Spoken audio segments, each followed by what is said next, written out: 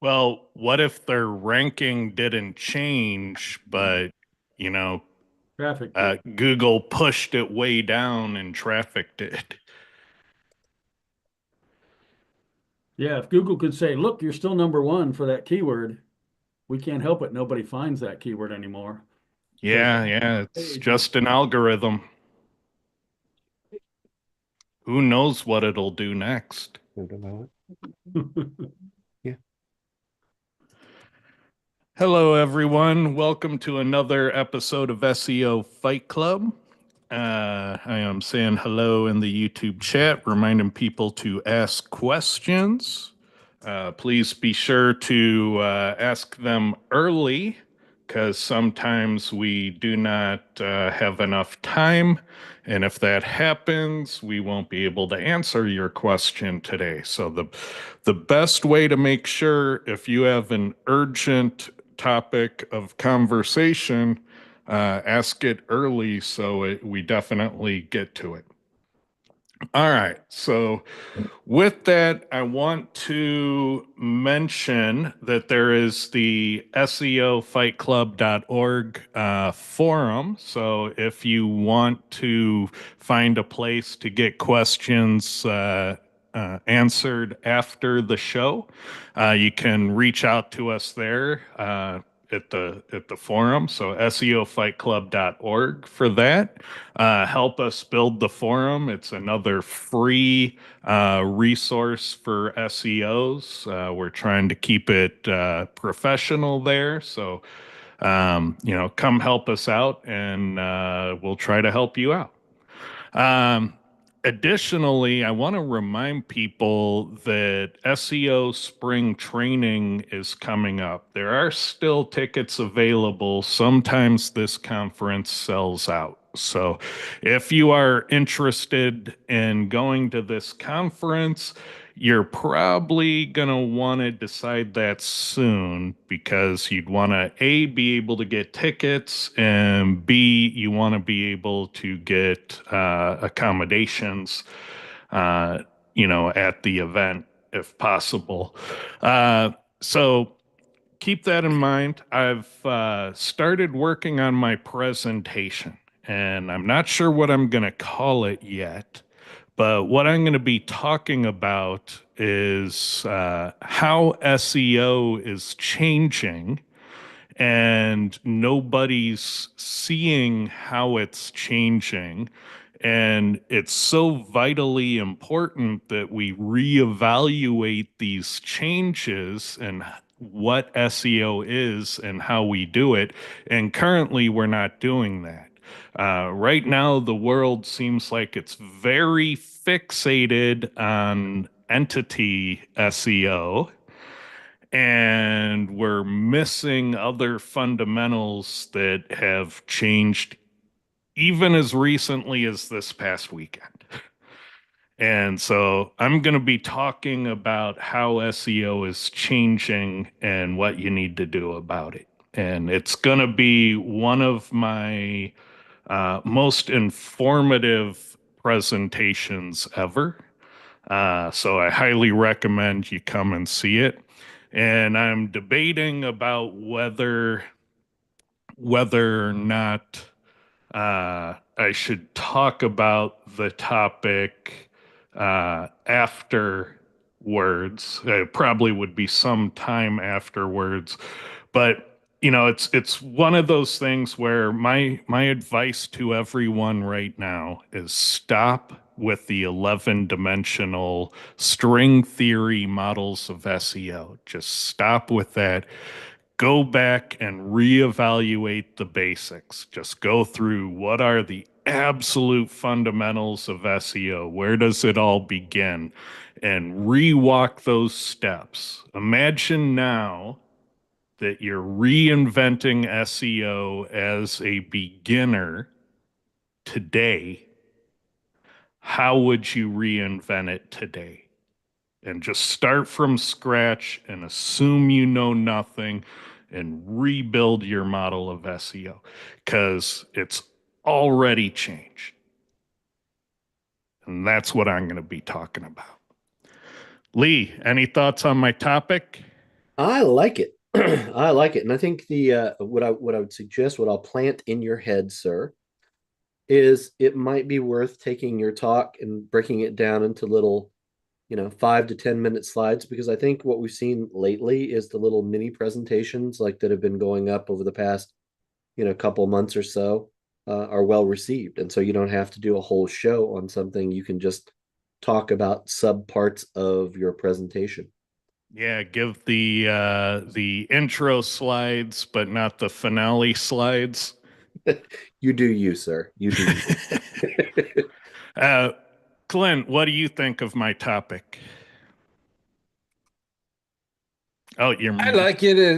It's interesting to see different perspectives, to see what you're seeing versus what I'm seeing. I would counterpoint, not hearing any of it, I would counterpoint instantly that if you weren't doing the basics already, you're fucked anyway. So it's not going to help you. So you may as well do what Ted said and start from the beginning because you definitely need a refresher. But other than that, I'm pretty interested to hear what you have to say. Yeah, it it was eye-opening to me, like how I would even define an SEO opportunity is different today than it was this weekend.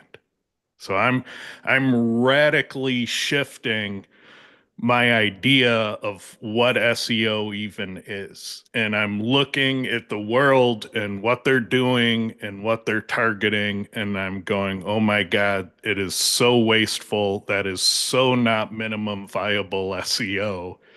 And it's because everybody's fixated on these on page tactics that totally work. They totally work, but they're blinding. Like all you can see are those tactics that totally work. And meanwhile, over here, the whole world has changed. And yeah, so Google promised big changes, and yeah, I'm seeing that they're delivering. All right, with Can that, you, without leaving that hanging, can you give some examples of just a couple examples of what you're seeing? the spoilers. Yep. Um, Let's do just one. That way you don't have to give Just away your yeah. whole And all it can right, be a hang lesser on, hang one. It on. can Let be a me look at lesser my one. slides. Let me look at my slides.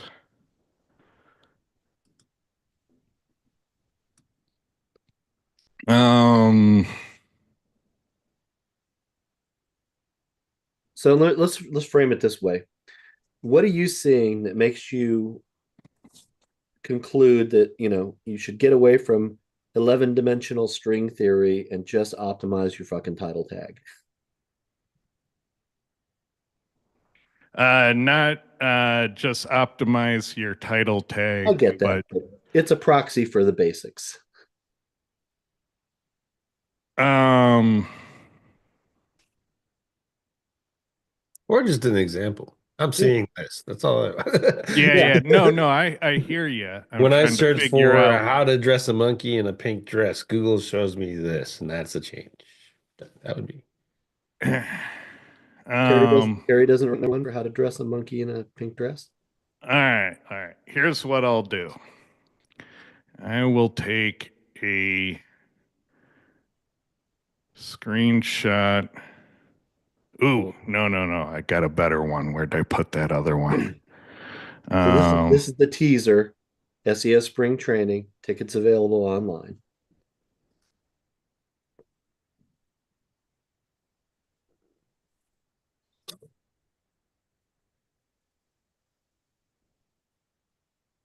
no, I can't do that. That's the nugget drop. Damn it. Um, all right. Let me just do this because it's a clue. It's a clue as to what the hell I'm talking about. I will take an image here. I will hand it over to a responsible adult named what's his name again? There it is. Charles. Charles is a responsible I thought adult. you I said object to the responsible premise. adult. All Yeah, right, this is news to me. now I can go back over and allow him to share screen. Okay, and he can pull up his slides and he can add that image and we'll talk about it for a second. Can we talk about the Charles being a responsible adult? I think that's just an assumption out there that's just hanging in the middle of the air. I suggested to him that he ought to consider a life in crime, and he said, "No, Ted, that is nonsense." And thus his reputation was born. You haven't seen him in the off hours, sir. He is a mob boss, an SEO mob boss. All right, I'll share my screen here. This is what Ted shared. Everybody can see what we know. Correct? Yep. Okay. So if you can figure out why I'm saying that and then go look at other industries of keywords and how they are impacted in similar ways, I feel it becomes apparent. So we'll see who has the motivation to go and look and to see for themselves why this might be true, and then to expand on that, and then we can talk about it over beers at spring training. And yeah, my examples they go pretty far in showing the scale and magnitude of the problem. And yeah, that I'm not going to spoil it anymore. There you go. One of my best presentations ever this year, SEO spring training. You heard it here first. You didn't drop a link, Ted. SEO spring training. Just Google it. We do SEO, man. That's how Terry promotes it. He doesn't drop a link either. I ask him all the time, why don't you put links to your sales page? It's like, they can Google it. All right.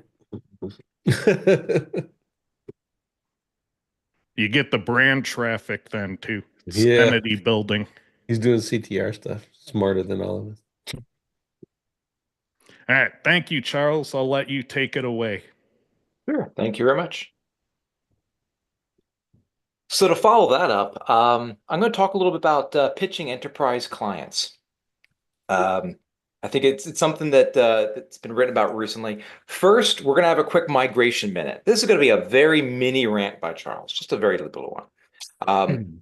Migrations can kill SEO traffic. If I haven't repeated that enough to everybody, let me repeat it one more time. Here's a client. I'm actually speaking to him this afternoon. The client was convinced to move to a new e-commerce CMS by their vendor. This is what happened to the client site. And all I can ask myself when I look at stuff like this is how many times has the vendor done this to clients? How many times have they absolutely crushed their traffic?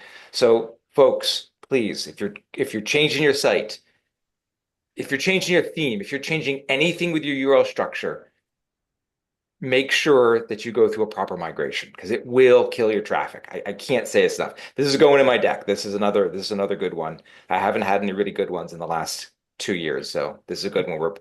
Yeah, and what I don't think most SEOs realize is when you do a URL changing migration, paying a cost for that is a certainty. All right, 100%. The question is, how big of a cost are you going to pay for it? And if you did the migration flawlessly, you executed on every area of the migration, perfectly anticipated every problem, you're looking at probably a 15% hit to your rankings and or traffic. Now, can you recover that in time? Yeah, absolutely. You know, SEO goes on. You know, you build from where you're at. But there is a price to pay. And so if you can't afford a 15% hit in your organic sales, then a migration is a dangerous game. And so, you know, just note that if you are struggling to make payroll, you know, and everything works currently, maybe work with what you got. Well, You know, so at let me ask. least, Oh, go ahead, Ted. at least until you're out of the woods. I'm gonna drop a question to both you guys since you've both sort of hinted around that you're gonna pay this cost. I look at it and say, all right, when's the cost worth it? Because I was talking to an SEO yesterday, and they have a client that is considering a migration. And part of the reason they're considering a migration is because the URL structure does suck. So, for example, they do outdoor patios, outdoor living spaces, outdoor kitchens, and their URL structure is whatever.com/kitchen rather than /outdoor kitchen. So I can see where changing the URL structure on a site like that might help them pick up some SEO traffic post Well, migration. But how do here's you think about, when is it going to be worth it? here's my thing is that I know that keywords in the URL are a factor. It's one of the first factors we ever discovered. But the other truth is that the keywords in the URL has never been the primary reason a page didn't rank. So, you know, on the when I triage the severity of changing the URL, it's far more risk than reward, and it's not the thing that delivers the desired result. The other problem is there's not a lot of consideration going into these things. What you have are like big brands where the new people on the marketing team need to make a name for themselves. And so they're like, I know how to do it. Let's get a new modern website. And that'll be, you know, my flagship project. And it's high visibility. The CEO will definitely see my work. And every 2 years, you know, as the attrition wheel turns, so does this concept of the new person wanting a splashy new modern website. And it's like every 2 years we take the minimum 15% hit. And is it worth it? You know, I'm sure to that new guy who gets the recognition, totally worth it for him, but is that a good reason to do it? So, Ted, what you just said, that, oh my God, that is so true. I can't tell you how many times I've seen it over and over again. Some director, some VP will come in and they will use the company's traffic or loss of traffic as a way to build up their resume. And I wish more C-level suite executives understood what was going on, that you've got an entire swath of middle to upper middle management. Essentially all they're doing is building their resume on the back of the company. Oh, let's make it look quote unquote newer. And new just means rounded buttons and different colors. New never really means anything new change. It just means it looks different. Well, So that they can, you, again, so that they can pad their resume and say, look what I did, then jump to someplace else in a couple of years. you Um, forgot the 2 hour meetings on how wide the margins should be. Well, I was just getting 2 hours. Yeah, for the margins, yeah, 2 hours might be about how long. That's the first meeting. That's not the follow-up meetings. Then you have to have the agreement meetings and the go no go meetings on the margins. Yeah. So let me circle back. So, Ted, one of the primary reasons you hear a lot of times from SEOs for doing a migration is the URL structure, the paths, the folders, the this, the that. The While lack of while keywords is a true, problem. while true, it's not a big enough problem to be the culprit. So Agreed. you would never do it for that reason. Never ever. URL structure is a concern when you're establishing the website. You want to do it right, you want to do it well, but once it is live, you are locked in. All right, You are Charles. far better off living with your URL mistake uh, than Changing it. taking the hit unless you are certain that whatever you're changing is going to do better than 15% growth. Charles. Yeah, I agree. Like if this happens with local clients the most that I see, somebody will come in there and, oh, we got to redesign your website, or your URL structure sucks, and they're going to change all of it, and then they just wipe out that business for a few months, and then like they don't they don't respect that people are paying their employees and feeding their kids with this thing, and you just shut it down for a couple months because you couldn't just build internal links to correct for the thing that the URL structure that at the end If of the they're day, Yeah, yes, and it's a if they're factor, but lucky, it's it's just a couple months. Like I yeah, agree 100%, Clint. If they're lucky, it's just a few months or 4 or 5 months. As we've seen though, most of these migrations, you'll crush a site and it may not return for a year. yeah, And to your point, Clint, like there's people trying to feed their kids, and not just like the business owners, but think of the other people who work for the business, who never touched the website in any way, shape, or form. Now their livelihood is impacted because somebody made some boneheaded decision. yeah. Yeah, that kind of stuff bothers me.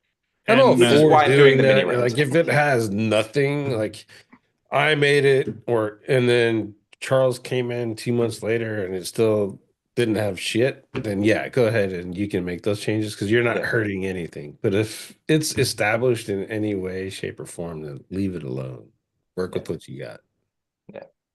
The way I always approach is so folks will come to me often and say, we have to make these changes. And I'll always challenge them, what's the business reason for making the change?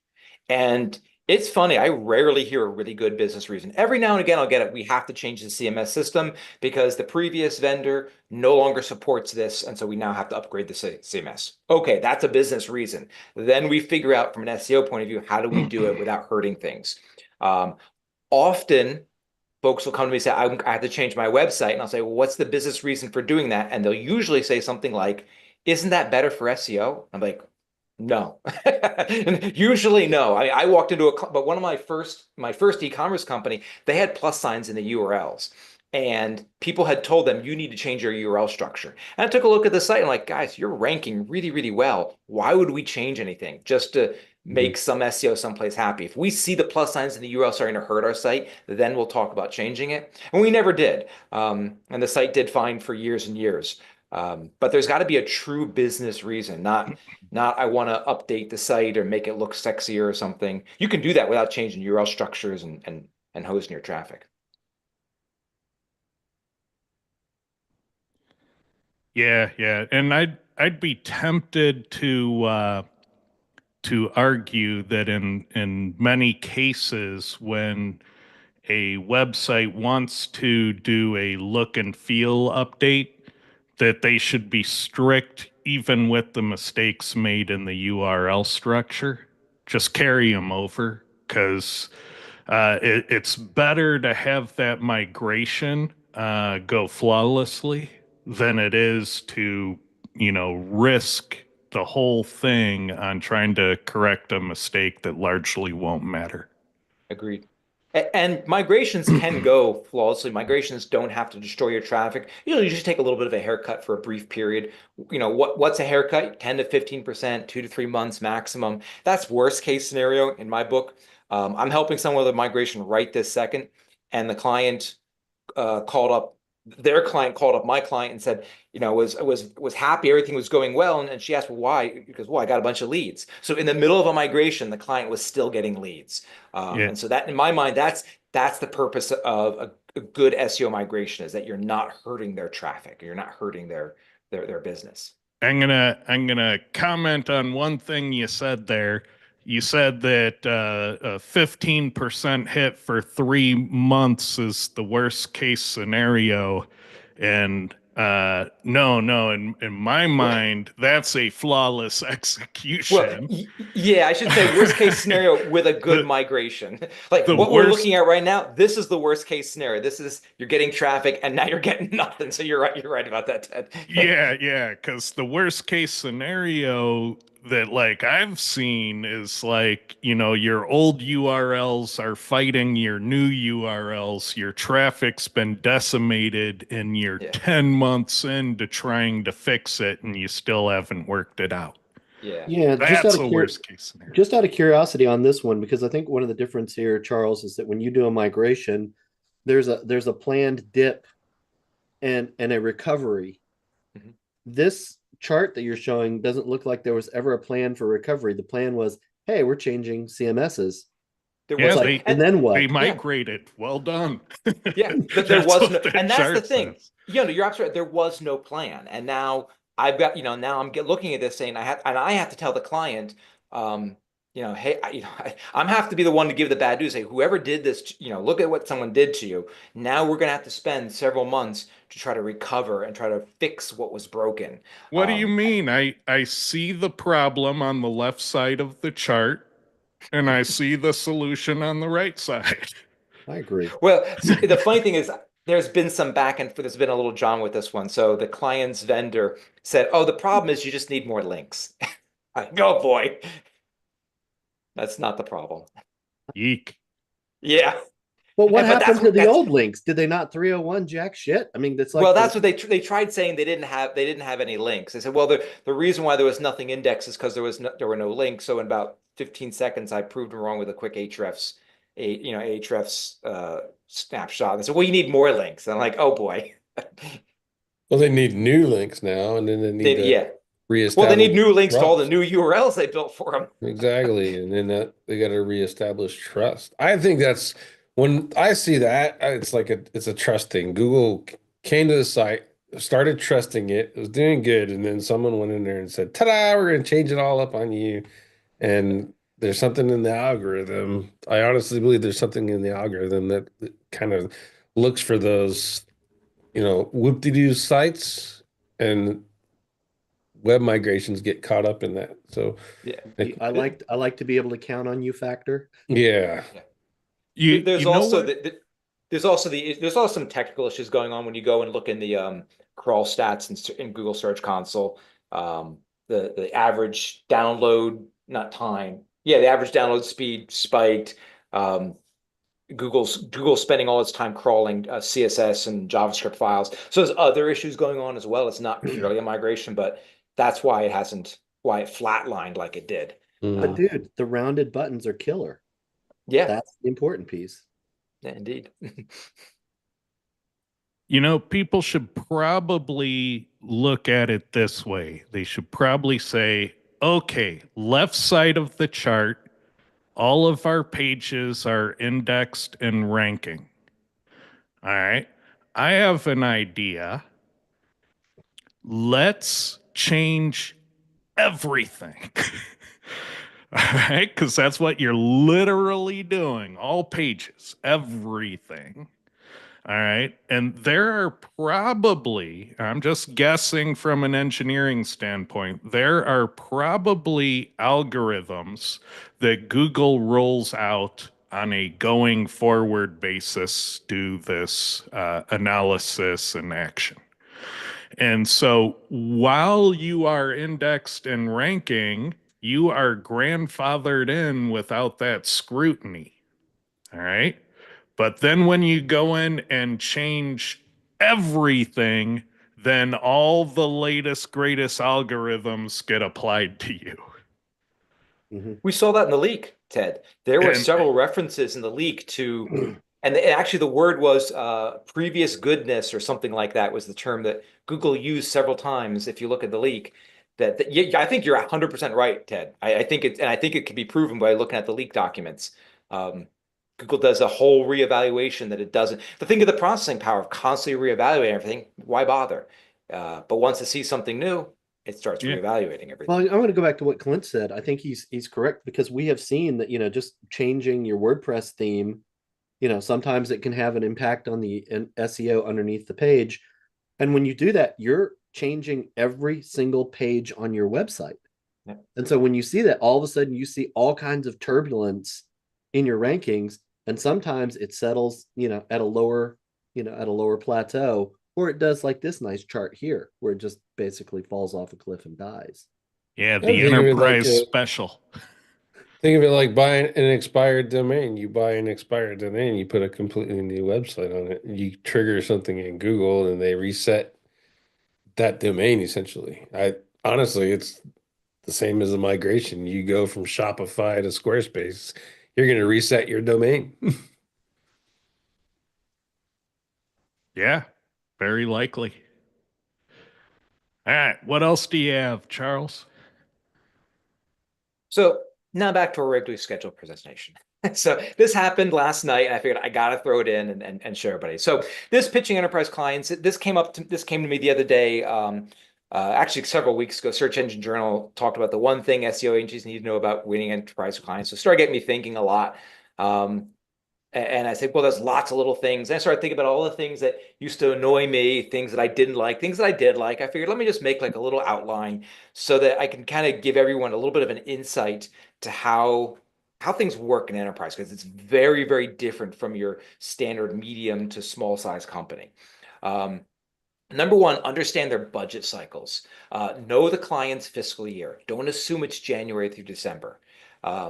Make sure you know it and write it down, because if it's not January through December, you're going to be pitching them at the wrong time of year.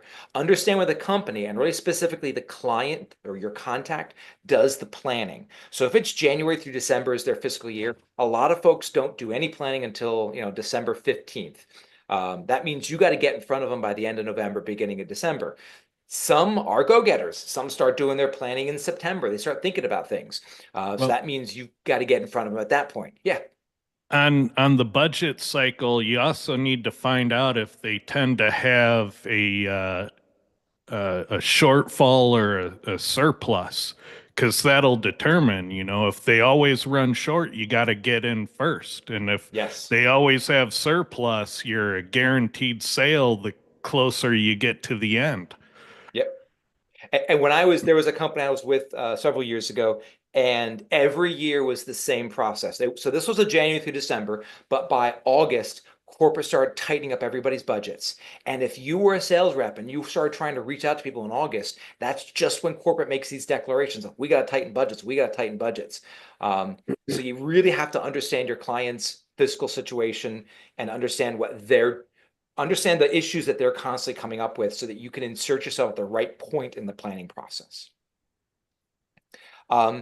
Persistence without pestering. A lot of sales reps fail at this, and I understand they're being pushed hard to be like, hey, keep hitting them, keep hitting them, keep hitting them. You definitely need to meet and speak with the client or contact or potential client. Don't make them dread your call. Personally, I hated the pop-ins. Some clients might like this, but sometimes they would just show up in the middle of my day. I'm too busy. I don't have time for a pop-in.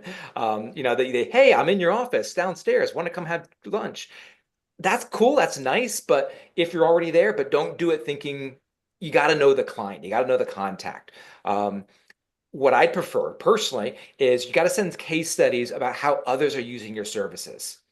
So often the sales reps don't seem to understand how clients are using the product. Show them how your product is going to solve their problem. So if you're selling them a new website, show them how your new website is going to solve their problem. If you're selling them SEO, whatever you're selling, make sure you're going to show them how it solves their problems.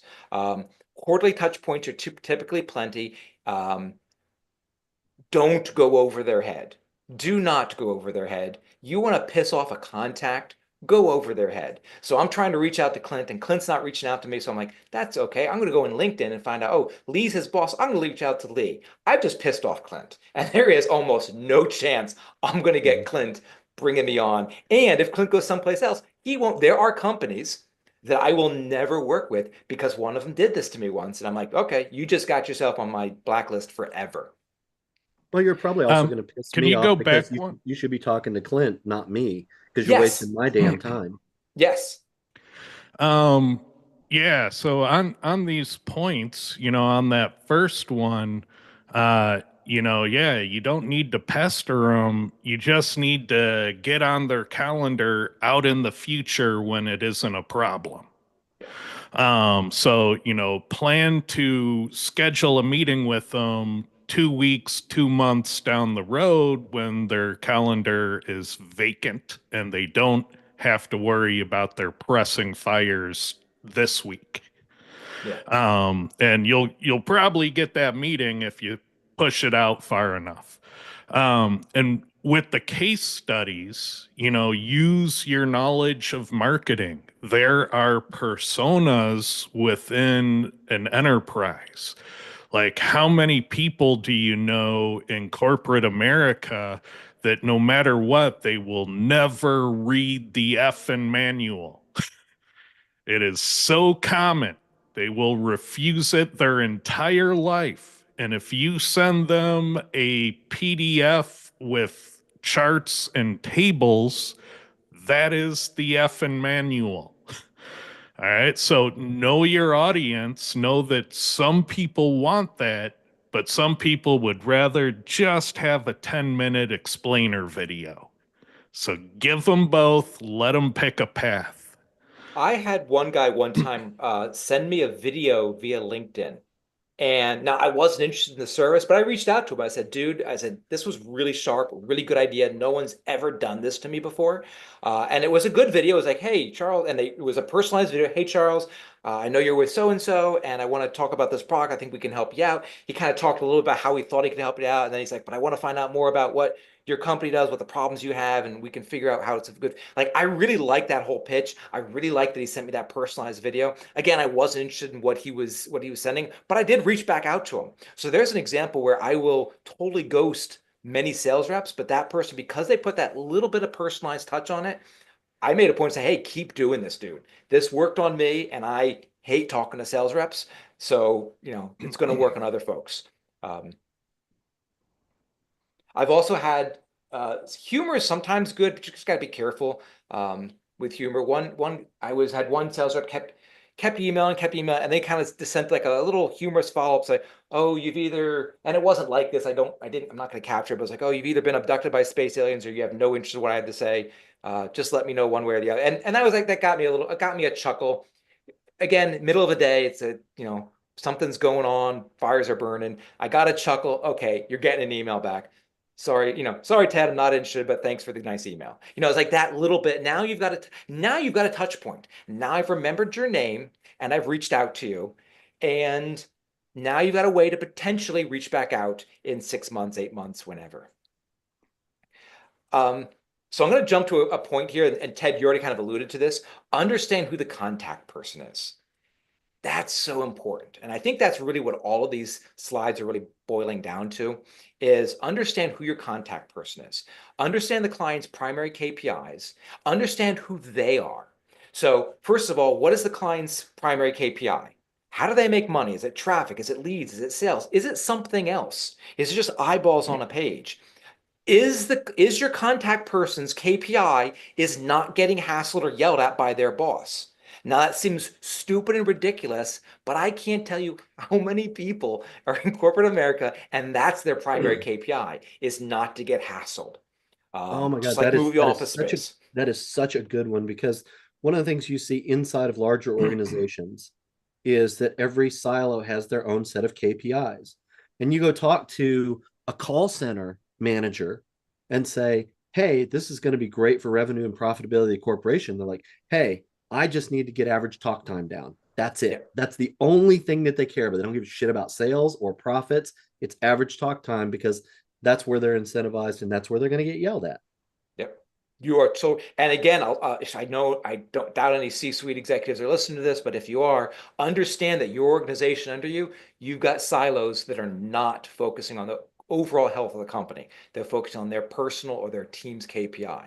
And they don't talk. I've been told, I can't tell you how many times I've been told in organizations, I'll go to a team and say, hey, if we do this, you'll get some more traffic. And I've had a team say, that's not my KPI.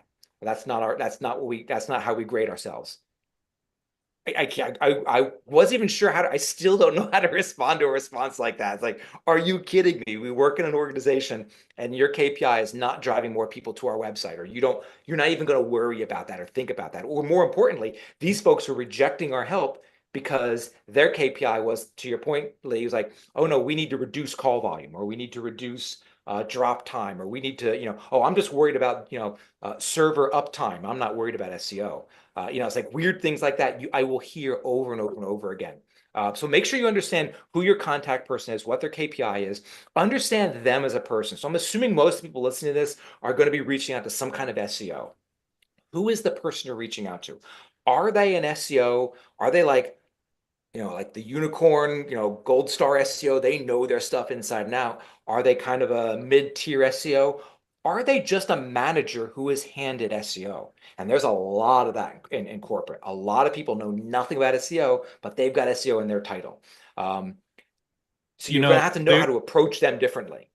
There were hundreds of agencies that would call the online retailer I would work for, and they'd ask for whoever manages SEO at the business. And so it would get sent to me, and then the agency would instantly start in on why they're better than our SEO guy. Those Yep. calls were entertaining to say the least. Yep. But If people you're don't calling Ted realize. telling him his SEO is bad, you're not Yeah, going to make very good inroads into the. Or if you call Ted and tell him the reason why your SEO is bad is because your title tags are too long, they need to be less than 60 characters. You're going to hear a dial tone pretty fast. Yeah. no, I'll ask questions. A nice break in the day, right? Maybe they know something I don't know. Tell me about that. How'd you figure that out? What are the limits? So when I was with Verizon, we had meta keywords on all of our pages. We use that for our internal search. Our internal search keyed off of meta keywords. I can't tell you how many agencies used to reach out to us and say, oh, you need help with your SEO. I see you're still using meta keywords. Google doesn't use that. They didn't collect any information about me or my company. They just immediately started telling me how to fix problems that they didn't know I don't need fixed. Like these weren't a problem. So again, make sure you understand the company, make sure you understand the contact, make sure you understand who they are. And just remember that you have to know what you don't know. And what you don't know is the person on the other end of the phone, do they do the SEO? Are they married to the SEO? Is it their cousin that does the SEO? Is it their best friend? If you're going to throw someone under a bus, you better know who you're throwing under the bus and why you're doing it. And I think any activity like that is really bad. Here's how you handle it. You don't insult the SEO. You don't gun for the SEO's job. You tell them that the SEO is good, but it's incomplete. And once you make the SEO complete, it'll take off. It's not like anything there is bad. It's just they're missing opportunities that are required for success. And I can help you achieve that, because then you're not insulting the person or gunning for their job. It's like once we get you going, you're still good. It's just you, but better. So that's a good point, Ted, because there are people, it doesn't matter whether you're dealing with a star SEO or just a manager who is handed SEO. A lot of folks in corporate are very, very paranoid of their losing their jobs. Now, even more than before, if you want to make sure that they see you as Ted, I'm here to help you. I'm here to make you look like a superstar. And you make sure that Ted understands that I have to make sure Ted understands I'm not going for his job. I'm not gunning to replace him. I'm here to make him look great. And a lot of folks, most folks will be like, okay. And how do you get to this point? the way you figure out their KPIs, the way you figure out whether this person's a superstar SEO or just a manager who's handed SEO is you just ask them a simple question. If I could wave a magic wand, what would you like, what would you like me to do for you? If this software could just wave a magic wand and make everything perfect, what would you want? Now, if I ask that and Clint says something to me like, I want to be number one for all these things, then my next question would be why? Are you reporting keywords upwards? Like, explain to me what the reporting looks like. And then he might come back and say, no, I never do keyword reports. That's a waste of time. Oh, okay. Then what kind of reports are you sending? Oh, they're looking at traffic. Okay, now I understand. He needs to increase traffic. He knows that he needs good rankings to increase traffic, but he needs traffic. That's the KPI he's sending upwards. The next thing I always do is show solutions with quick wins. Don't be afraid to give them a freebie. Folks were trying to do that with me when I was at Verizon saying, oh, you're using meta keywords. Don't use meta keywords. They were trying to do a quick win, but they were trying to give me a quick win before they knew anything about my company. I've spoken with companies, actually the chart we were looking at earlier, when that client first came to me, I looked at it and said, okay, well, one of your reasons why you're not getting a lot of traffic is none of your URLs are indexed by Google. That's a big problem. I'm going to need to do a technical deep dive to figure out what's going on. That's a freebie. There you go. There was a freebie. I've had people come to me and say, hey, how come I'm not ranking better? It's because Google can't see any of your pages. It took me 5-10 minutes. I gave them a solution and they're happy. Maybe I solved all their problems. Maybe they'll never come back to me. But when you're dealing with large enterprise, you give them an immediate solution. You've proven your worth to them. Yeah, they'll definitely trust you more on the next problem. Yeah. Don't just give them a list of, here's all the problems with your website. Because again, it puts them back into a defensive position where, Lee's gunning for my job, or they're going to try to make me look bad in front of my boss. That's a bad position to put yourself in as a sales rep. You're going there to make them look good, and you want to give them the solutions, and they're going to be the hero, never you. Yeah, there's kind of an implied contract that if things go well, it's their good work, and if things go bad, it's all the bad vendor's fault. Yep. So you're a defensive wall protecting them.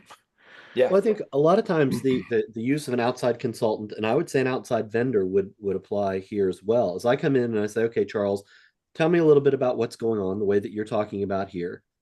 And I, as an outside consultant, can sit there and say the exact same thing that Charles is to management. I can go to Ted and say, look, here's the problem with your SEO. This is a 3-point plan, blah, blah, blah. And it's the same shit that Charles has been saying for years. But because it comes from an outside party, now it has weight, and then it gets approved. And then Charles is like, thank you, Lee. I want to work with you over and over again because I have some other things that we need to be doing. You can ingratiate yourself that way. And I'm not saying just repeat whatever the contact says, but just recognize that that's one of the benefits of an outside consultant is being that collaborative partner who can agree and provide another point of validation for management to get things approved. That's a good point you made there, Lee, about basically the vendor's there to take the fall for the company when things go bad. And that's your position as an agency. And that's okay. Like you can kind of sell that a little bit, maybe not directly, maybe indirectly, that you're the one that's there to help them look good. And if things go bad, you're the one that they can point to. And the larger the organization, that was common practice in most large organizations. As soon as things went bad, they blamed the agency and switched agencies. Being internal, I knew often it wasn't the agency's problem or fault, but that was just kind of standard practice. And but see, then it's my problem. I've got to go, and you're saying, well, Ted's not going to want to hear this, and I'm like, that's my problem. Let me figure out a way to present it to Ted so that he doesn't, fly off the handle or whatever. But yeah, then it's like, I'll take the bullet. Your job is safe. Whereas if you go in and it's like, you've been saying this shit for years, Charles, I don't want to hear this crap. Get out of my office. Yep. Reports are golden. Again, show how your service is going to make their life easier. A big thing is once you've figured out what their KPI are, if your tool, assuming your tool, addresses that KPI, show them how to do really good reporting with your tool. If your report becomes part of their structure, part of their system, you've now become invaluable to them. If Clint knows every time he goes to his C-suite, he wows them with a report that's coming out of your system or coming from your team, Clint's never going to get rid of you. He's going to keep you around forever. So really having strong reports, handing them the system and saying, oh, you could do all kinds of great reports. No, take the hour, take the 2 hours, sit down with the client and develop a report that really speaks to their upper management, speaks to the people that they're reporting to. Because again, now you're intimately involved in their day-to-days. Just being the report and having a strong report, my goodness. Having a strong report. I had a really strong report at Fox. I ended up with a distribution list of like 70 people or something crazy like that. Everybody always wanted, we want to see the report. We want to see the report. They want to see the report. And that would have, being like the center of like, this is the point of truth. This is the information. If it came from Clint, then that must be true. So if you are providing them, if you're helping them develop those reports, that's really, really important. Yeah, and the single best report to be on, and it won't be possible in all cases, but if you can, you want to be represented on the monthly gross revenue report by marketing channel. There should be a line item for organic revenue. That is your playground. That is your best bragging right there if they have the reporting set up. You make that number grow, you keep attention on that number, and you'll be locked in as long as, you can deliver decent results.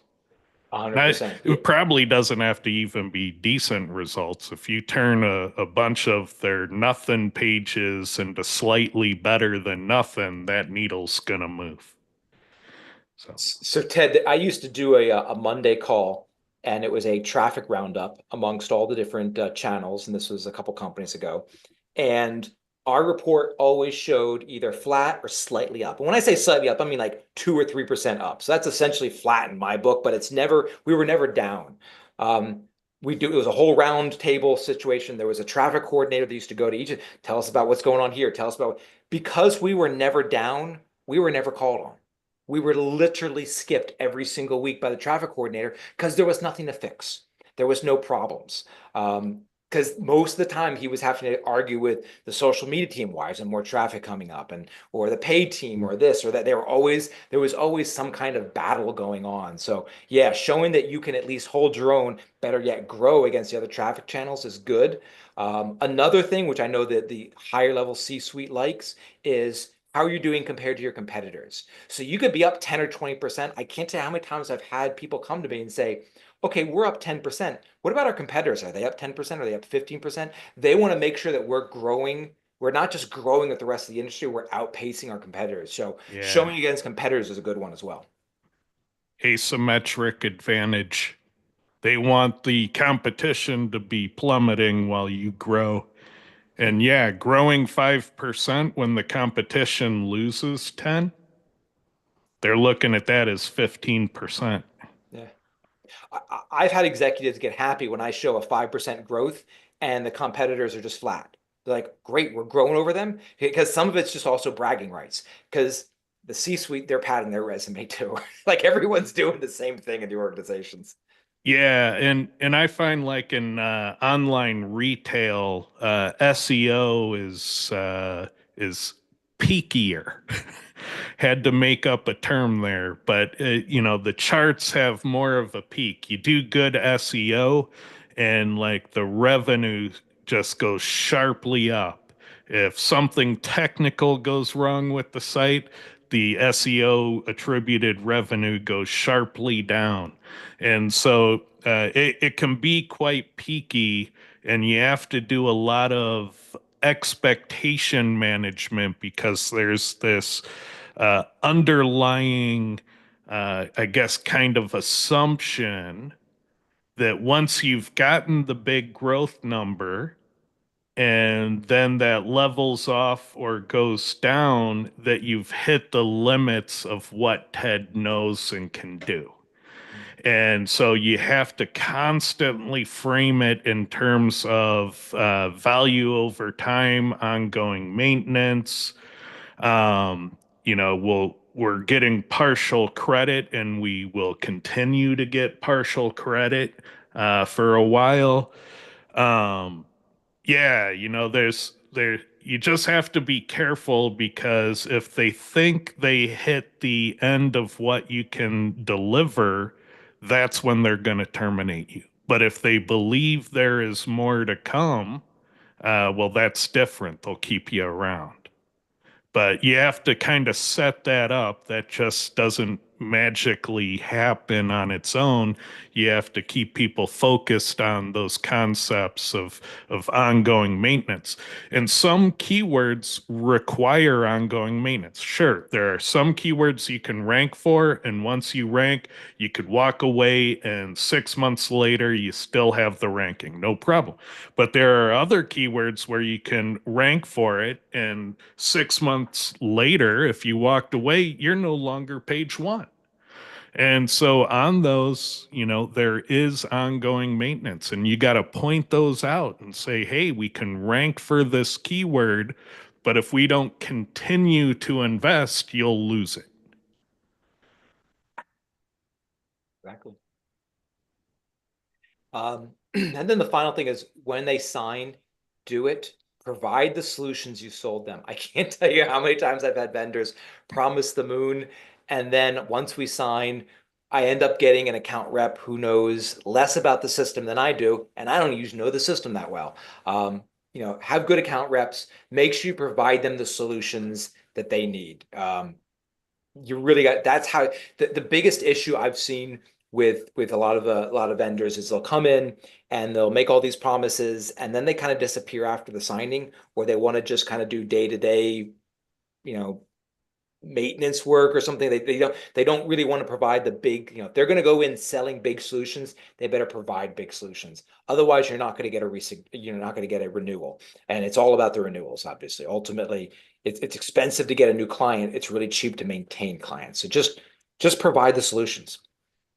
And if it isn't working out, if the client's getting mad at you and making threats, do not work for free. Don't suspend billing. If it's not working out, it's not working out. There's a lot of reasons things don't work out. Like I've had employers that hired me to do SEO. Then they refused to let me do SEO. They made me run pay-per-click campaigns, and then they were mad about why their SEO was shit. All right. Just part ways. Okay. That's a good point, Ted. I've spoken to a couple people just in the last month where I'll start speaking with them and I'll say, oh, we can do things like this, do things like this. I'm trying to give them an idea. And they're like, no, I just want you to put optimized content on my site. And I'm like, it's going to require more than that. No, I just need optimized content on my site. Just optimize the site. I don't want to worry about any of this other stuff. I'm like, the other stuff is important. And by the third time when they keep pushing back, I actually ended a call. I'm like, I don't think this is going to work out, and I just shut it down then, because they're going to be constantly a problem. So that understand from the sales side too, that if look for red flags and avoid them like the plague, because ultimately, even if you do manage to sign them up, there'll be nothing but a problem. There'll be 80% of all your hassles will be this one problem client. Yeah. And the reason you don't go the suspend billing until we make them happy route is you will go out of business. Yeah. You'll train them to always be unhappy. You'll train the client always complain, and I don't have to pay. Yeah. But to most enterprise, they don't care about that. When I've had all my job, if someone came to me and said, "Oh, we won't charge you," I don't care. Fix the problem. If they're angry at you, if they're threatening to cut you, tell them what the next phase of the plan is to fix the issue. Yeah. And then they either go with it or they don't. Yeah. So Charles, I've heard a number of variations of the question that I'm going to pose to you, and the question is about pricing. Mm-hmm. So I had a guy that was talking a few years ago at a conference, and he said he was speaking. He was a young SEO, and then this whale comes over to him and says, "Hey, I like what you have to say." And they got to going, and it seemed like, oh my God, this is a perfect fit. And the whale started asking a little bit about pricing, the bigger client, not necessarily enterprise, but a bigger client. And he said, I didn't let, I didn't have a lot of confidence. So I quoted my standard, $1,500 a month. And, the guy walked away because it was a minimum $50,000 a month sort of engagement. So obviously, if I ask you as an enterprise for $1 billion for my service, you're going to walk away as well. What guidance can you give somebody if they finally get an enterprise, on the line? How do I price that? No, Get some that's a great point, Lee. So what I would do is so when you're dealing with medium and small companies, you kind of want to put the price aside, go right to find out what's your budget. What is your marketing? Hey, what's your marketing budget looking? Is it getting bigger? Is it getting smaller? What range have they got you? Don't ask them for, sometimes folks don't want to give you an exact number. Hey, what range are you dealing with? Are they giving you at least a $50,000 a month budget? Or are you lower than that? Get a sense so that way, number one, you don't want to be afraid because it's typically the person that's hiring you, that's not their money. They are so far removed from the money. They just got to get approval. I've had people come to me with $200,000 a year projects, $800,000 a year.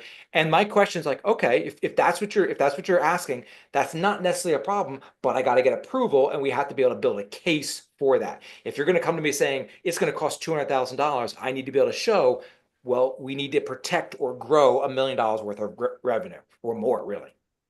Yeah, and oftentimes, especially nowadays, more so today than 10 years ago, you can go online and find out people's ballpark pricing because it's in all the one-star reviews they got. For $100,000, I would have expected to get X and Y. That's out there on the web. And so you can get a large part of the pricing differences on your competitors that compete at your level and target your customers.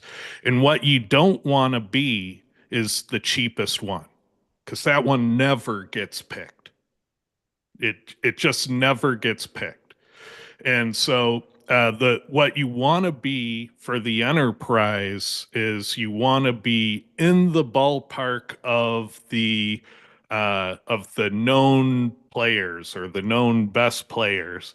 You want to be in the ballpark, but slightly under. So the manager did the cost comparison and said, this one is the most bang for the buck, but they're kind of all the same. Demonstrate that value. You're absolutely right. I would say, since we're talking about what if a client's upset? When you're near the end, or even 3 or 4 months into an engagement with an enterprise, and the contact's upset or annoyed, typically it's not because they think you're too expensive, and it often isn't even because you're not getting the rankings or traffic that they want. It's because you're trying to give them the wrong KPIs. You're not delivering. You need to get really back down to you're missing what their KPI is. And you might have thought you understood it. They might have told you what it was. And that always brings back that second point. Get a real clear understanding. Like, okay, Glee, what's the KPI? He comes back, I want to get number one for everything. Why is that? And you start digging and finding out, well, it's because there is a C-level executive that's constantly Googling one specific keyword. Well, that's different from getting number one for everything. That's all right. There's a keyword that somebody, someplace is searching constantly. We need to figure out how to handle that. It could be something as simple as turnaround. Make sure that your turnaround, maybe turnaround's a big deal for them. This is especially so one of the issues I've run into is we'll get a new part of the site we'll develop. It'll be 25 or so pages. It's a busy week. So I'm like, you know what? I need some titles and metas for these pages. I'll reach out to my agency. Can you do up some titles and metas for these pages real quick for me, please? Thank you. And I don't hear from them for like a week and a half. I'm like, come on, guys. It does not take a week and a half to do 25 titles and metas. I'm handing it to you because my team is overwhelmed right now. Can you just return them in like a day or two, 2 days at the maximum? Understand what it is their expectation is. And that's typically why you have an upset client after 3 months, 6 months, or the end of the year, is you haven't really understood their KPI. You're not really delivering them what they want. You may be delivering what they said they want, but you're not really delivering them what they want. So you sell them what they, what is it? It's sell them what they want and give them what they need. But yeah, that's where often that these problems occur. It's typically not in the money, and it's, believe it or not, it's typically not even in the quality of the execution. It's There's something else that they don't have that they need. Often it boils down to reporting. It's that constantly showing someone above them, here's what's getting done. Yeah, and I love this slide because what a lot of SEOs fail to do is to see the distinction between not delivering and underperforming. Those are two very different things. Not delivering, yeah, you deserve to be fired. You're breaking contract. You're a con artist. So you always deliver. You always do it. If it's underperforming, well, that happens. SEO is, it's steering the boat. All right. We steer the boat now, but it takes a while for the boat to turn. And it definitely takes time to get to a good place. And so, just know that not delivering and underperforming, one of those is forgivable. Yeah. You should be showing progress constantly.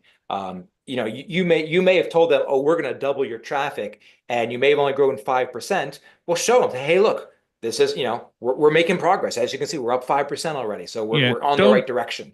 don't don't promise a number like that. Yeah, true. Don't do it. Because if you're talking to an enterprise, I mean, their weblogs might be in the billions. You're gonna claim something that has the impact of like a viral marketing miracle from your SEO. You better not. You promise better, but that's relative to where things are. You're not promising a fixed metric.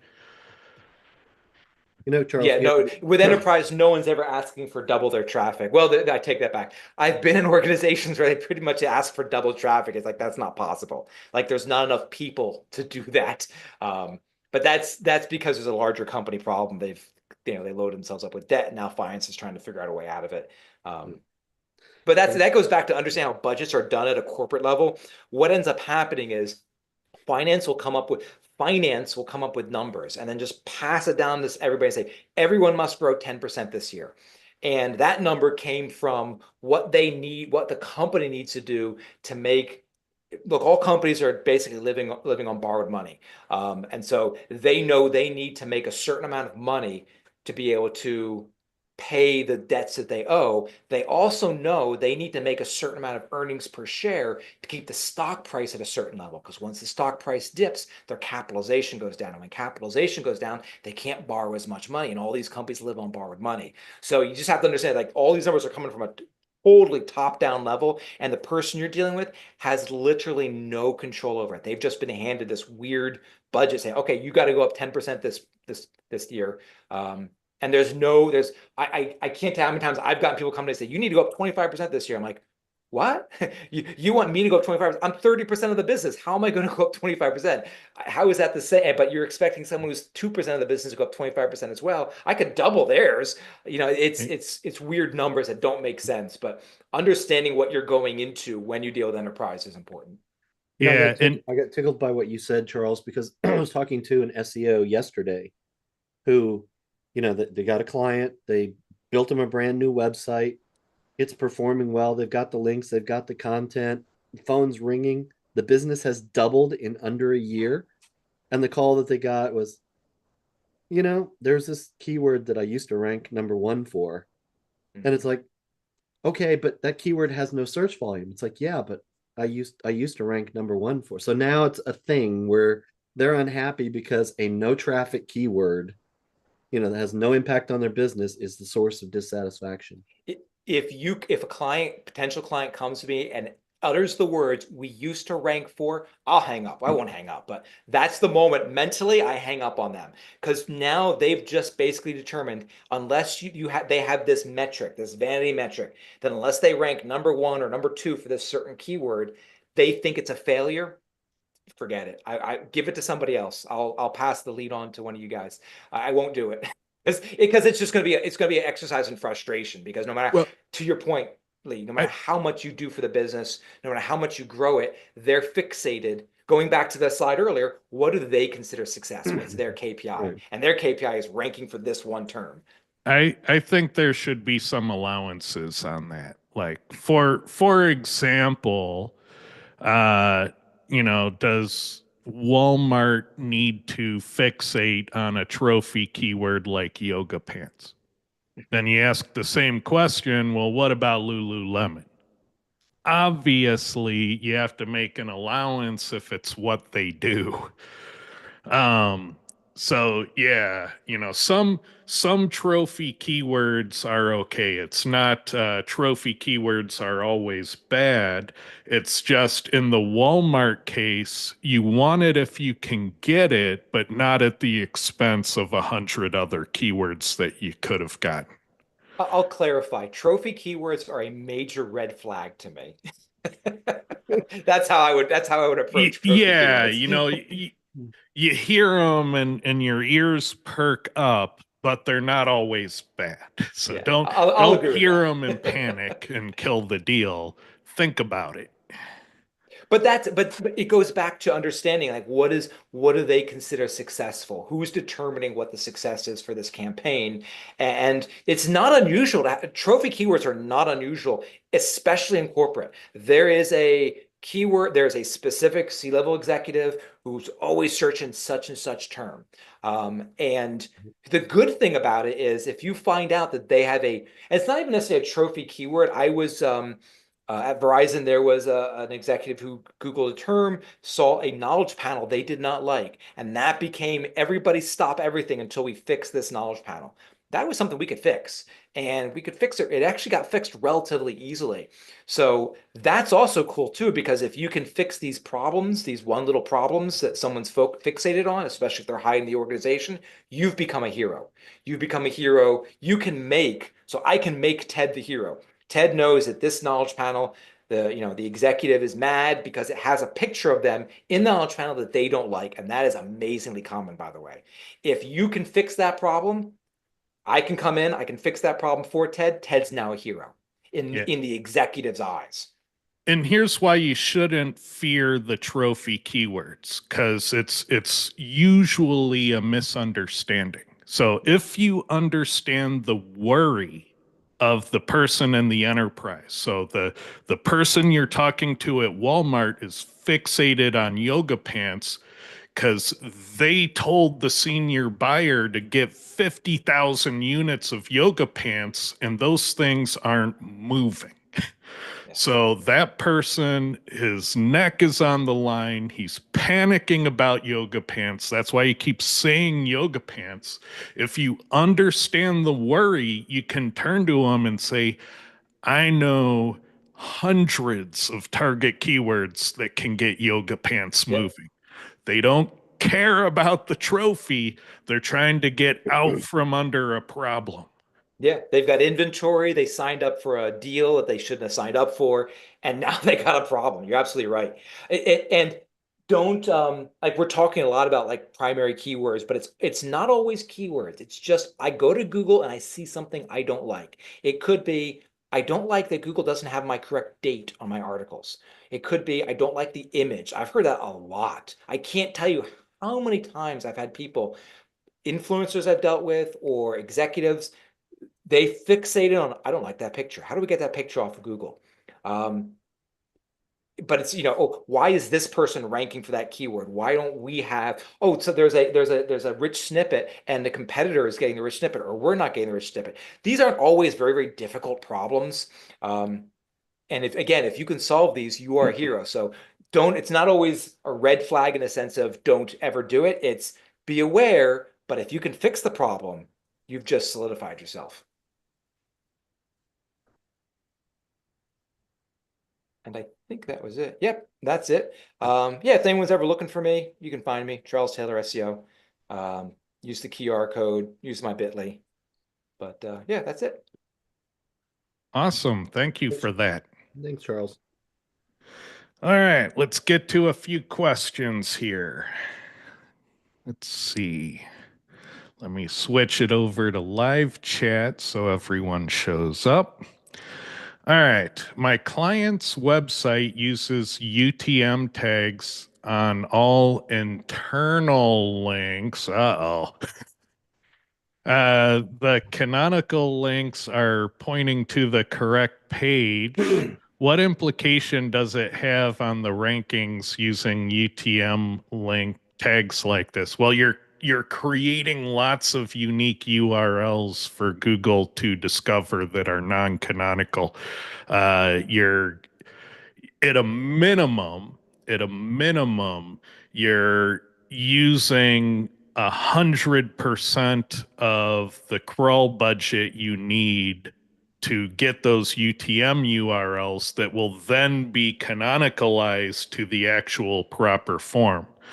Now, they're probably doing this to get their reports to work over in GA4, the mess that it is. They're trying to get these custom events in and things like that. But there are ways of doing this in a Google Analytics integration that uses JavaScript variables and doesn't require mucking with the URL. So what they've effectively done is they've integrated analytics incorrectly. They're using the tool wrong. And that can have a lot of negative impacts on reporting, can have a lot of negative impacts on SEO. So I'm nervous for you about that. Now, I'm not saying it's a guaranteed your hair is on fire moment, but it could be a your hair is on fire moment. And as Lee can attest, that's not a good time. No, What do never. you guys think? I would think, Charles, because some of this stuff abuts the talks that you have about, migrations and some of the issues that pop up there. What do you see in this as well? This is common. I've seen often. So it's not just GA4, it's Adobe, it's everybody. It's just easy to throw UTM codes at the end of URLs. It's just a super easy way to track stuff. And what I've always told folks is you can do that, but just add the parameter using JavaScript. If you add the parameter using JavaScript, Google never sees it, and it's not a problem. So that's how I've always gotten around it. I did an entire migration where Adobe told us the only way we could maintain our coding is we had to put UTM in the URLs. So they were going to 301 like double hops and everything, which is going to be a disaster.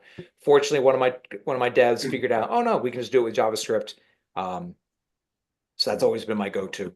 And you'll get folks say, oh no, you can't do that. It's like, yeah, you can.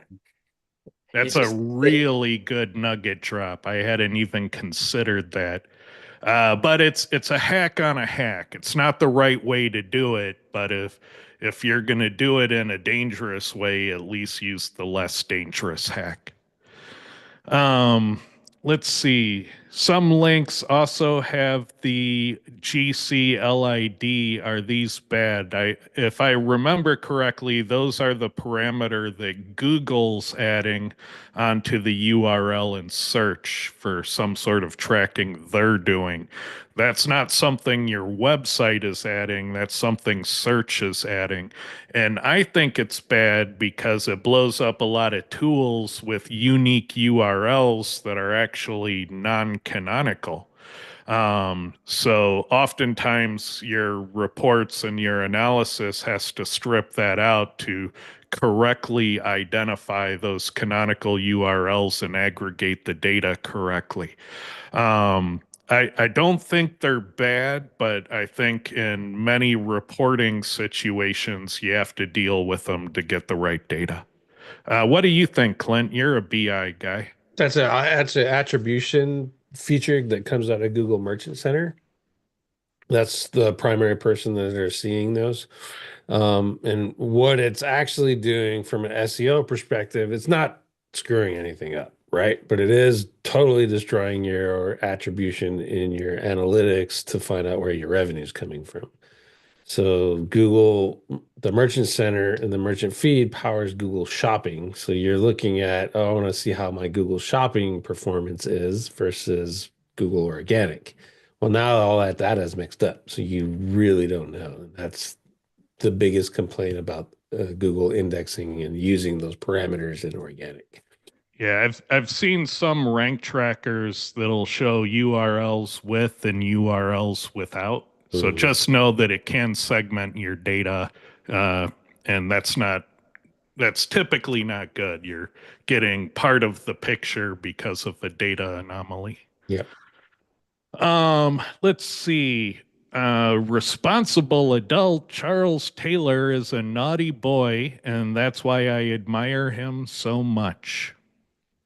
All right, I stand corrected. Let's see.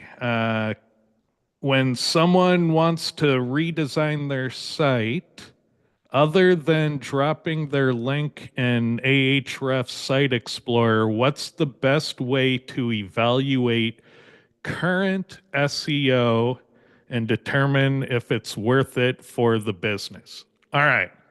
So you'd want to create two buckets, all right, in like a spreadsheet. So two sheets. One sheet is canonical URLs that have absolutely nothing to lose. So they don't make any money, they get almost no traffic. You could do anything you want and it wouldn't affect the numbers to those pages. So that's one sheet. And then the other sheet is URLs that drive the business. Those are the ones you need to worry about. Those are the ones you need to panic. Now, you do need to worry about all of them because if you kill all of the pages that don't work, you might actually hurt the pages that do work. So it's not a blank check to do whatever you want, but at least you know there are pages you can change and there are pages you need to worry about. And so you kind of need to make a plan that kind of keeps all of that in mind. Should we do it? Sure. All the places we want to change have nothing to lose. Totally fine. Well, what about these ones? Well, they help us make payroll. So maybe we ought to, minimize what we're changing on those ones. Let's prove the changes are beneficial with a part of the website before we gamble all of our revenue on it. What do you think, Charles? Safe place to fail. Safe place to fail. Always worth doing that. And that's if it's either an entire site can be used or a section of the site. I used to do that all the time. I'd pick a section of the site and I'd say, let's try this out here and just let it go and see what happens. Worst case scenario is nothing would happen. I was like, okay, then it's probably not worth it. But yeah, no, it's Yeah, I'll go back to what you said earlier, Charles, because I like the question. I've used variations of it in the past, which is what's the business case? So if we go through all this trouble to change all of these things up, why is this going to lead to a better business outcome? exactly. And Too many times SEO drives things, and especially if you're doing well, especially if SEO is driving success for the business starts trying to do things for SEO purposes, and then SEO, and I've done this myself, will start making the SEO starts making business decisions. You don't want to do that. SEO shouldn't be making business decisions. We're here to drive more traffic from the search engines, not to tell the organization how to do business. The organization has to decide how to do the business. Obviously, if they want to do something that's going to hurt SEO, it's our job to stop and say, don't do that. It's a bad idea. Um, but yeah. Yeah, you just got to be careful of the hyper analysis people, usually in the CRO camp or other channel marketing, who are going to come in and say that the reason we're doing this is because if the conversion buttons have rounded corners, they'll convert better. Mhm. And usually, when you start hearing facts like that, that's when you know there's probably going to be some sketchy science going on. And you'd probably want to double check some work. But just know that CRO is almost always going to be the cause. You know, if we have faceted navigation, we'll sell more units. If we have a modern look and feel, we'll sell more units. You know, it's always that. Well, Um, Chat GPT told me about the rounded buttons thing, which is why we implemented it. AI is yeah, never wrong, right, Ted? AI wouldn't lie. Let's make the t-shirts. All right. Let's see. I would assume that if a site has zero organic traffic, nothing to lose, uh, then a redesign with the focus on optimizing it for SEO would be a great move for the client. Am I assuming correctly? Yeah, by and large, if it has nothing to lose, for organic, sure. But just make sure it isn't propped up on quality score for pay per click, because you could try to fix one channel and break another. So you gotta cooperate with your other channel marketers, and as long as you do that, then great. I'm gonna Um, I'm gonna say timeout. I'm gonna throw a flag on the play because the assumption that's embedded in here is that it's got zero traffic because the SEO sucks, the web design sucks, and it could be that you just have the search engines blocked in your robots.txt file. So the you might not need to change the site. Why does it have zero traffic? Is it because the site sucks, or is there some other issue that just hasn't been investigated or discovered yet? Little technical thing. Lee, half the billings were doing the website redesign. You just killed half your numbers. I understand that, and I know Charles is going to come down and have a talk with me again, but still, from a minimum viable, if we remove the block Google thing from HT access or robots.txt, maybe the site is fine. Maybe we don't have to spend that money. Maybe we can spend that money in a different way. I think um, there's an argument to be made to doing it. I know Monique and her team up in Seattle, when they take on a new client, they rebuild the site completely so that it's already in the position for their systems because of scale. And Ted said scale ruins everything. And if you ever handle 250 franchise clients, you know that scale just destroys everything. So it's to me, again, if it has zero and it's an opportunity to start within my plan, then why not? Yeah, who cares why it's zero at that point? Oh, absolutely. I mean, there's most SEOs that I know have their favorite systems and themes, and they will change you from Oxygen to Divi or Divi to Elementor or whatever it is that they use, because that's how we know how to do things. And so, they will automatically do a site build, or rebuild in that platform so that they can do all the things that they like to do. Yeah. So, And if it's But zero, who cares? I would consider that a good business case though, Clint. I'd like yeah. if you have we bring you to this platform, we can do everything quicker and faster. We know it works. We can do this SEO, we can do this paid, we can do this social. Then there you go. There's your business point. There's your business, your business case. And then it's just a matter of, all right, well, just make sure you migrate. If they have traffic, just make sure you migrate properly so you don't crush the existing traffic. Then you're good to go. Yeah. I had a random question, because I know the next one's coming, and I was like, I don't want to answer it.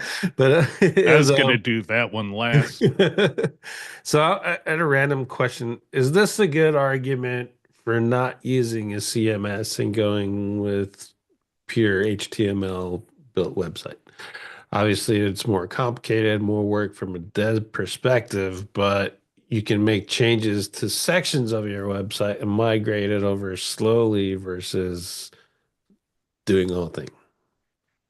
I would say the happy middle is probably PHP because of the includes. So PHP is mostly static. You know, it can be full on app too, but it's mostly static. But you can do these PHP include statements. So if all you learned in PHP is the include statement, just the one line, the one trick in PHP, now you can have a global navigation. Now you can have a global footer. So you have one document, you modify it, it changes it automatically on all pages that are using that global footer, that use that include statement. And so that if you have, static HTML and that PHP include, you probably will find it very flexible and kind of cool and very liberating. Yes, it's more work in one way, and yes, it's gonna save you a lot of trouble the other way. Somebody saying, isn't PHP output HTML? Yeah, it all becomes HTML, and then once it gets transferred, it's all HTTP protocol. So there is no magic that's happening. It all has to go through these standard communications, and it all has to be formatted according to those specifications. And so a lot of people think there's magic in the JavaScript. No, at the end of the day, it's still going to be an HTTP request, and those all look the same. So we can look at them and see them. Well, Um, I think to Clint's point, I think there is a case because if you have like you're talking about, Ted, you have an include, footer. It's a site-wide footer. So if you make a change, you make it across all the pages. But you could also have change it on some of the pages to include footer two. So if you have an experimental thing or just some changes to the site design that you only want to roll out on some of the pages, it's including a different, PHP file.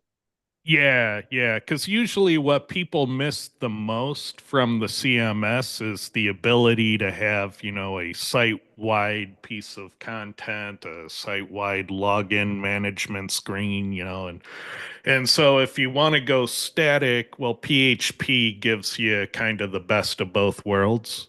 It is slightly less secure, but that's it's not a lot less secure. Well, maybe depending upon how you configure your server, but there are security implications. So if you're worried about being hacked, then static HTML. If you're not worried about that so much, then PHP is pretty good. Um, all right. So let's see, where'd we leave off? Oh, Eric's question. What tips do you have for auditing and getting source of revenue report accurate if the client isn't willing to invest in that? They're insane because how do you know if any of your marketing efforts are producing a return? If you're not setting up your attributions for your campaign managements, you don't know what money you're spending is working and what money you're spending isn't working. And if the business doesn't care about that, that's a big red flag. The SEO should not be in charge of that because properly setting up Google Analytics and getting the attribution model dialed in, that can be a 3 to 6 month project all by itself. And the work you do to set up that logging is, that reporting, it is very, very different work than the work you do to SEO. And in fact, it's more closely related to web development than it is to SEO. So I would caution SEOs about getting into the reporting business. Um, so yeah, I'd view that as a big red flag that that client is going to have a lot of difficulty. And that difficulty is probably going to translate to anger at you because things aren't magically happening. So, Yeah. I'm going to go back to when I was doing a lot of the database marketing consulting years ago. One of the first things that I would do with any new client was set up the tracking because I told them every question you're ever going to ask me boils down to does this work better than that? Does this ad platform, do TV work better than radio, work better than, these other media that we're buying? Does the pay-per-click work better than SEO and all these sort of things? And there is just no way to answer that unless you have proper tracking. So, at the end of the day, here in SEO, if they're not going to invest in where the attribution of the revenue, how do you know that anything you're doing is working properly or working to the degree that you think it is? How do you know if anything's broken? Yeah. You don't. Yeah. That's why I still say SEOs are overselling their abilities. Oh, we're going to get you more leads and sales. Well, if you have to take 6 months to set up your revenue attribution, how the hell are you going to accomplish that? And if you have no idea what Ted was talking about, probably shouldn't be selling sales as part of your sales pitch.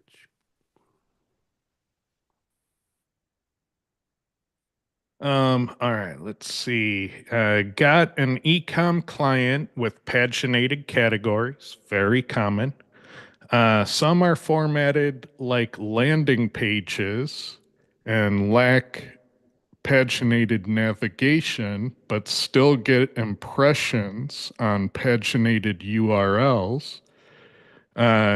Kill the pagination code. Um, that's a hard one to give advice on because it's about a technical implementation I haven't seen. And so there might be reasons why it's coded the way it's coded that I don't understand. Um, so I'm going to say there's not enough in that question for me to answer it. What do you think, Clint? It sounds to me, I've never seen it deployed by ecom, but if you look at smallbiztrends.com, it's an essentially information site, and they use their categories like that. Their categories and their tag pages are unique, are set up like landing pages, and there is some pagination behind it, but it's all like super dev nerd shit and how they eliminated the uniqueness from the primary category page to the rest of them. So the rest of them don't have all the layout and all that stuff. You know what I mean by the rest of them. So the page two, page three, they look like regular blogs at that point. I would recommend if you're gonna have something set up like that for ecom, you gotta have it similar. That Yeah, way, because there is a lot of in the uniqueness of that landing page, there is a lot of duplication that goes over that you can't offset with, in the case of that blog site, more blog posts, and in the case of ecom with products. yeah. My fear is that if there's no pagination visible block, but you're eliminating the rel next prev, is that doing any work? Not just with Google, but with other search engines too. I know Google's quick to say we don't care about it, but that doesn't mean Bing doesn't. And so the question I wonder is, is that a vehicle for bots to get to those pagination pages and to find and index all the products? Oh, it's most definitely that's what it's for. Yeah. And so if you killed it without understanding, why it's architected in the way that it's architected, you could do damage. But Yeah, if or it's you killed it without a plan to fix the interlinking that you just removed. Yeah, but it also might be that they just want the homepage effect and they don't care about the paginated tokens, in which case it was oversight in web development and it might be harmless to remove, but I can't know that from where I'm sitting. Yeah. Um, let's see. All right. Answered that. Um, Let's see. Alexander says all scripting languages have to be converted back to HTML for the browser to render your page. Yeah, exactly. Um,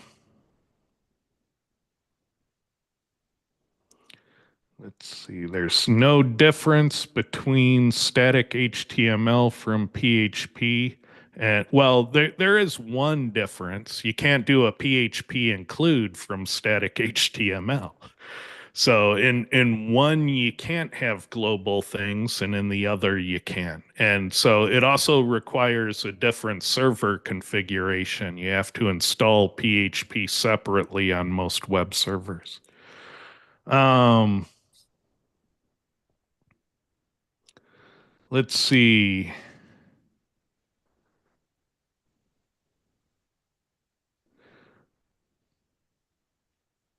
What's a fight? You started a fight. PHP, HTML. Yeah, I'm trying to find the questions in here. All right. Fight Club in the chat.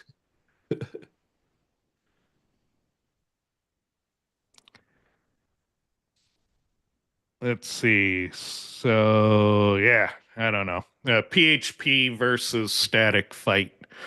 I see the value of what you're trying to say. Like if I do just pure static HTML and I want to update the menu, I got to go and do it on each and every file separately. Search and Yeah. replace will take care of that. There's a way around it. Got it. And then if I use PHP to push my menu, I can just update it in my PHP and then it'll pull automatically to the rest of the pages. So it's essentially just another way to skin the cat without using a CMS like Drupal, WordPress, or Joomla. Yeah. And it even works for things like, oh, I want a banner ad location at the top of the page that I can sell. And then when I update the banner ad.php file, that updates, what's displayed in that section. And you can use PHP includes like that. So essentially, it's just like the old school programmatic SEO for. Yeah, exactly. And like Lee was saying, you can do cool tricks with it. Like you can figure out templated SEO for the jewelry pages, and then you use the jewelry include for the jewelry SEO, and then all that templated SEO will use the page keyword within the template, and boom, now you're doing SEO once, but you're hitting all of the jewelry pages at the same time. So do it once, applied 500 places. Hmm. And so there's cool efficiencies when you do that too. So in some ways, it can make the SEO work easier, even though the content management side is a bit harder. Another cool trick you can do for security is you can use GitHub. So when you have HTML and PHP, you can edit it in a repository. And then on the server, you never edit it. All you do is you git pull from the repository to the server. And what's so awesome about that is if you ever get hacked, you can do a git status and see what documents were modified and what they changed. Odds are you probably won't even want to clean it. You just get a new server and you pull from the repository what wasn't changed by the hackers because they changed files on the servers, but you only pull them from GitHub. And so you have an offsite backup that, can't really be corrupted. You can actually get a hack detection script set up where you do a git status. And if any of your web documents are modified, you alert, you send emails. Holy crap, somebody changed a source file on the server. That shouldn't be possible. And so there are really cool low tech things you can do with static. Let's see. The fight's continuing. That's what you're. Yeah. Every single site is in GitHub, Bitbucket too. So JP's saying he's already doing that. And so, yeah, that's in GitHub to have a private repository that people can't look at. It's like $7 a month. So you could have $7 a month offsite backups that make your website situation more secure and resistant to being corrupted or ransomed or any number of other headaches you never want to deal with. All right. And I guess we'll just leave it there because the fight rages on.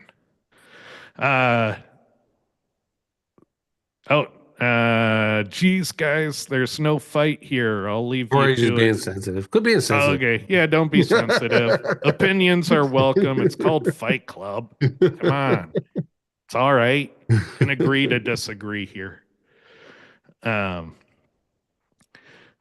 Let's see. For instance, I use HTML and PHP most simply because that's what I know more about. Would like to get more into the server side JS.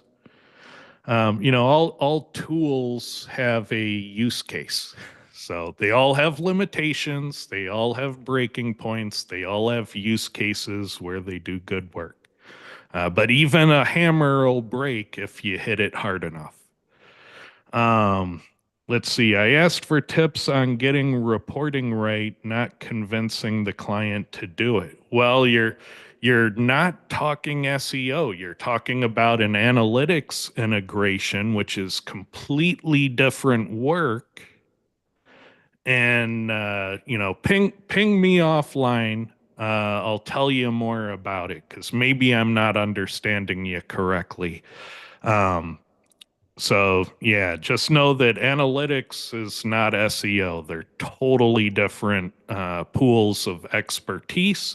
And when you get into implementing that stuff, you have to often change the web development of the website to get the JavaScript variables populated that would let you track the orders, let you track the revenue.